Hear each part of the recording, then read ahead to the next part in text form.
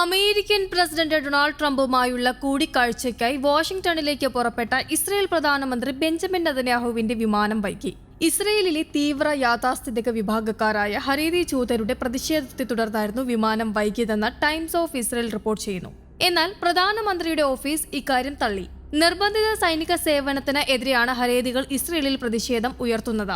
നിർബന്ധിത സൈനിക സേവനവുമായി ബന്ധപ്പെട്ട പരിഷ്കരിച്ച ബില്ലിന്റെ കരട് തങ്ങൾക്ക് കാണണം എന്നാവശ്യപ്പെട്ടാണ് ഹരേതികളുടെ പ്രതിഷേധം. നെതന്യാഹു സർക്കാരിനെ പിന്തുണയ്ക്കുന്നവരാണ് ഹരേതികളിലേറെയും. ഷാസ്, യുണൈറ്റഡ് തോറ, ജൂതമതം ഉൾപ്പെടെയുള്ള തീവ്ര യാഥാസ്ഥിതിക പാർട്ടികൾ നിർബന്ധിത സൈനിക സേവനത്തിന് എതിരാണ്. നെതന്യാഹുവിന് സ്വന്തം പാളയത്തിൽ നിന്നു തന്നെ എതിർപ്പ് ഉയർന്നതിന് പിന്നാലെ പ്രതിപക്ഷ പാർട്ടികൾ പാർലമെന്റ് പിരിച്ചുവിടാൻ നീക്കം നടത്തിയിരുന്നു. ഇടഞ്ഞു നിൽക്കുന്നവരെ കൂടെ ചേർത്ത് പാർലമെന്റ് പിരിച്ചുവിടാനായിരുന്നു പ്രതിപക്ഷ നീക്കം. എന്നാൽ പിന്നീട് ഇടഞ്ഞു നിൽക്കുന്നവരെ അനുനയിപ്പിച്ച് കൂടെ ചേർത്ത് നെതന്യാഹു പ്രതിപക്ഷ നീക്കത്തെ അതിജീവിക്കുകയായിരുന്നു. പ്രത്യേക ആചാര അനുഷ്ഠാനങ്ങളുള്ള മതവിഭാഗക്കാരാണ് ഹരേതികൾ.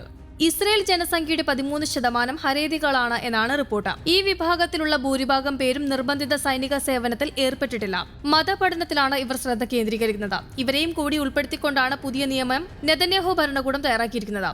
ഇതിന്റെ പരിഷ്കരിച്ച കരട് തങ്ങൾക്ക് കാണണമെന്നാണ് ഹരേതികൾ ആവശ്യപ്പെടുന്നത്. ഇവരെ നിർബന്ധിത സൈനിക സേവനത്തിൽ ഉൾപ്പെടുത്താത്തതിൽ മറ്റൊരു വിഭാഗവും രംഗത്തെത്തിയിട്ടുണ്ട്.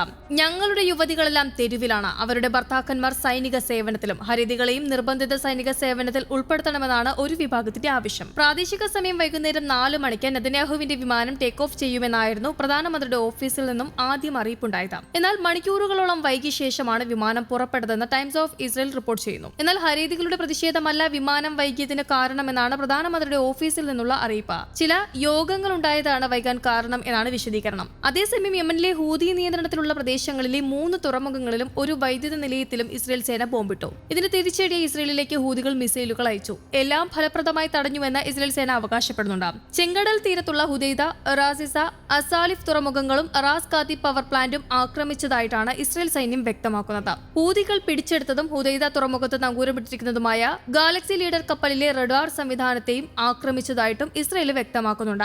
അതേസമയം നാശനഷ്ടങ്ങളെക്കുറിച്ച് റിപ്പോർട്ടുകളില്ല. ഇസ്രയേൽ ആക്രമണത്തിന് ഇന്ന് രാവിലെയായിരുന്നു ഹൂതികളുടെ പ്രത്യാക്രമണം. യമനിൽ നിന്ന് 2 മിസൈലുകൾ വന്നതായി ഇസ്രയേൽ സൈന്യം സ്ഥിരീകരിച്ച് രംഗത്തെത്തിയിരുന്നു. ഇവ രണ്ടും ഫലപ്രദമായി തടഞ്ഞുവെന്നും പരിക്കോ മറ്റ് നാശനഷ്ടങ്ങളോ സംഭവിച്ചിട്ടില്ല എന്നുമാണ് ഇസ്രയേൽ വ്യക്തമാക്കുന്നത്. ആക്രമണത്തെ തുടർന്ന് ജെറുസലേം, ഹെബ്രോൺ, ചാവുകടലിനടുത്തുള്ള നഗരങ്ങൾ എന്നിവിടങ്ങളിൽ സൈറണുകൾ മുഴങ്ങിയിരുന്നു. ഗാസയിലെ ഇസ്രയേൽ ആക്രമണങ്ങൾക്കുള്ള തിരിച്ചടിയായിട്ടാണ് തങ്ങളുടെ മിസൈൽ പ്രയോഗങ്ങൾ എന്നാണ് ഹൂതികൾ വ്യക്തമാക്കുന്നത്. 2023 ഗാസയിൽ ഇസ്രയേൽ നരനായാട്ട് ആരംഭിച്ചതിനു ശേഷം ഇസ്രയേലിന് നേരെ 100 കണക്കിന് മിസൈലുകളാണ് ഹൂതികൾ പ്രയോഗിച്ചുകൊണ്ടിരിക്കുന്നത്. സുപ്രധാനമായ ചെങ്കടൽ ഇടനാഴിയിലെ വാണിജ്യ കപ്പലുകൾക്ക് നേരെയും ഹൂതികൾ ആക്രമണങ്ങൾ നടത്തിയിട്ടുണ്ട്. ജനുവരിയിൽ ഹമാസും ഇസ്രയേലും തമ്മിൽ വെടിനിർത്തൽ കരാർ ഒപ്പിട്ടതിനെ തുടർന്ന് ഹൂതികൾ ആക്രമണം നിർത്തിവെച്ചുവെങ്കിലും പിന്നീട് പുനരാരംഭിക്കുകയായിരുന്നു.